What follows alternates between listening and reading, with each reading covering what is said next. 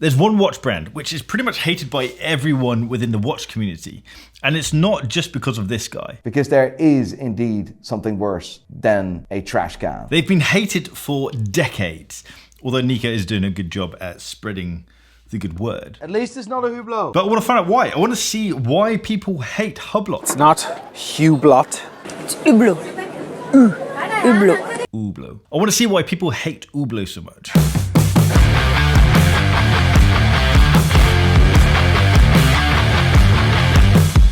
Welcome back to Bark and Jack. I'm Adrian, and normally I am drawn to the underdog. If something is popular, I'm naturally pushed away from that thing. And equally, if something is hated or disliked by the majority, I'm drawn to that. So when Chronix, the sponsor of this video, got into contact and offered to lend me some watches, I jumped at the opportunity to check out Hublot and see why people actually hate them so much. See if this hate is justified. Let's go back to the beginning and see how this all started. Hublot started off as a watch line under a watchmaker called MDM, started in the 80s by a chap called Carlo Crocco. I'm sure I've pronounced that wrong, but you get the idea. Hublot soon became the watch brand as opposed to a line. The Hublot range was this ultra modern futuristic sports watch with a luxury edge to it, and it was perfectly timed because this was when it was all kicking off for Patek and the Nautilus and AP and the Royal Oak, and so the market was getting used to this idea of luxury sports. In 2004, the industry heavyweight and a real marketing genius, Jean-Claude Biver, took over Hublot, and then 4 years later, it was bought by the LVMH group. And from there, it grew into a fairly popular watch brand, but among non-watch enthusiasts. Let's look at the product itself and actually see what they're offering. I've got two watches with me. The first one is called the Classic Fusion. This was created to be a more elegant addition to the Hublot lineup. This case is titanium, it's 42 millimeters wide. It has 50 meters of water resistance, so certainly isn't a sports watch. And the movement inside is an in-house caliber HUB 1301. This is a manual wind movement with an impressive 90 hours of power reserve. Next up, we have the flagship, the Big Bang. This is the iconic Hublot. This is what Hublot are known for. This one has a steel and ceramic case and is 41 millimeters wide. It has 100 meters of water resistance, and the movement inside is an automatic chronograph movement, the HUB 4300. 37 joules, 42 hours of power reserve, and it beats at 28,800 beats per hour. The Classic Fusion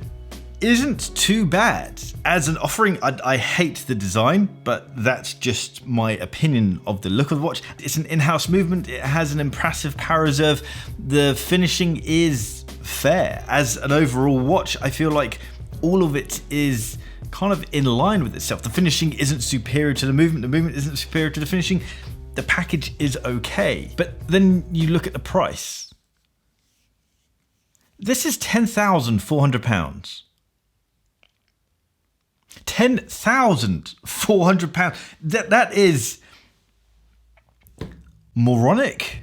Okay, let's try and justify that. This is a titanium case, and that's an expensive metal to work with. It's a tricky metal to machine, but then Tudor have an all titanium dive watch for £3,000. The movement inside is fairly impressive. It's nicely finished. It's not highly finished. It's got a 90-hour power reserve, which is impressive. But then Hamilton have a field watch, which has 80 hours of power reserve for £400. Literally £10,000 cheaper than this watch. Granted, the finishing isn't as high, then we could bring Grand Seiko into the conversation here. For half the price of this watch, you could get a Grand Seiko, which is far superior watchmaking wise, finishing, and in my opinion, design. I can't see how they can justify that price of £10,400 for this watch. Let's look at some alternatives here to this watch. What you could get for your money. We'll start with the cheapest. That kind of makes sense. The cheapest alternative that I would come up with is a Rolex Oyster Perpetual 41, which is less than half the price. It's an automatic movement, it's far more accurate, and nearly has as much power reserve at 70 hours. How to make Rolex look like a bargain.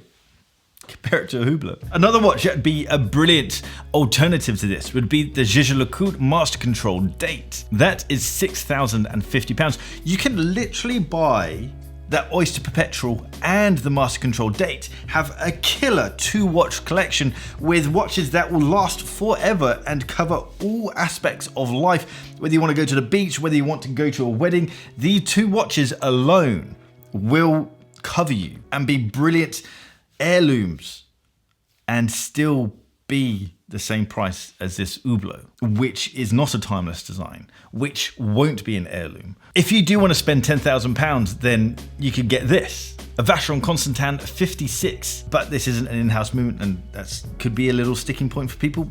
But regardless, Vacheron Constantin is part of the Holy Trinity. This watch will be beautifully finished, and it looks absolutely stunning. So the Big Bang, this is Hublot's flagship watch. This also costs £10,400. They must obviously just like that number. This makes the Classic Fusion look like a bargain. Here's why. This watch is a chronograph watch. This watch is powered. Remember, this costs £10,400. This is powered by an ETA movement, the 2892. I'm not fussed about in-house movements. I have nothing against ETA either. In fact, I think a lot of lower end watch brands would be better off just using ETA movements as opposed to trying to create their own in-house movements. That's a discussion for another day. But to charge £10,400 for a watch that's powered by an ETA movement is carrying on this idea of being moronic. It's just silly. It would be like Bentley putting out a car that's powered by a Ford engine. That engine will be reliable, that engine will last a long time, but it's not in line with the rest of the package. Now, this watch is in line with the rest of the package. It's just the pricing which is a sticking point. The finishing, the look, the feel of the watch, the execution of the watch is in line with ETA. I'm not bashing ETA again. I want to make that very, very clear. I'm very happy with what ETA do. I have ETA powered watches. That's not what this is about. This is about that label of it being £10,400. A movement isn't the be all and end all of the watch. It isn't the single thing that a watch should be rated on. Fit and finish is arguably more expensive than the movement itself. All of this is in line with ETA. This watch should literally be £4,000 at most. The finishing of this watch isn't good. The execution of this watch isn't good. Just look at it. Those bolts do not line up. For £10,400, I'd expect those bolts to be highly finished and perfectly in line. These bolts being misaligned doesn't mean that the bolt doesn't work. The bolt does its job fine. But for £10,000, aesthetics has to come into play here.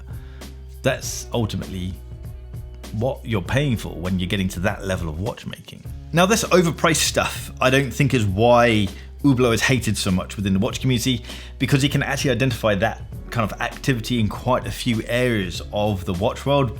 Panerai and their chronographs most recently, and Ming for an example.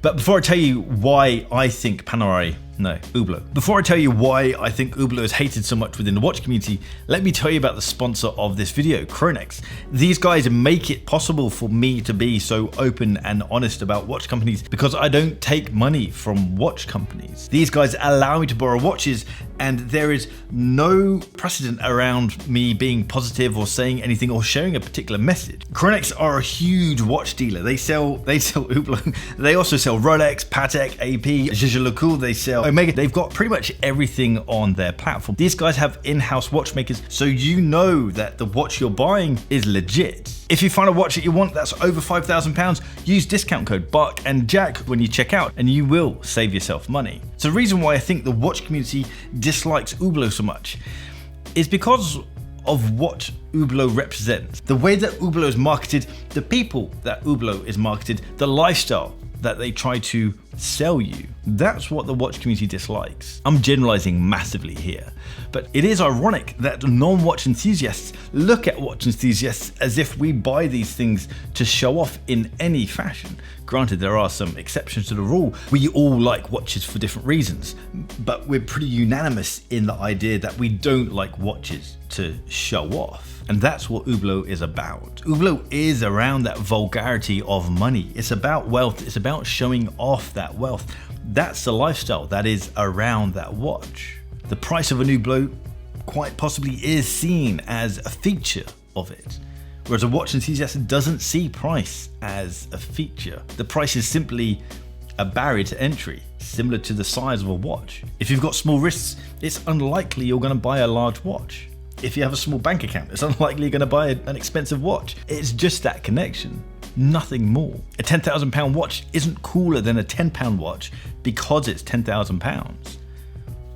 It's deeper than that. So I believe that the hatred towards Hublot, the dislike towards Hublot within the watch community is justified. I believe that they are selling an overpriced product and pushing a branding that isn't in line with watch enthusiasts. That's why I think they're disliked. What do you think? What are your thoughts on Hublot? If you like this video, hit the thumbs up button. If you like the style of this video, hit the subscribe button down there and that little bell icon to get notifications when I drop a new video. If you're on Instagram, give me a follow at @BarkandJack and check out Chronex. Visit chronex.co.uk. I'll put links in the description down below. If you want to check out a watch blog and watch accessories, jump over to barkandjack.com. I promise you, next time I see you, this stuff will be... No, I'm not going to promise it. It might be. I'll try to tidy it up. Maybe. I'll see you guys next time. Take care.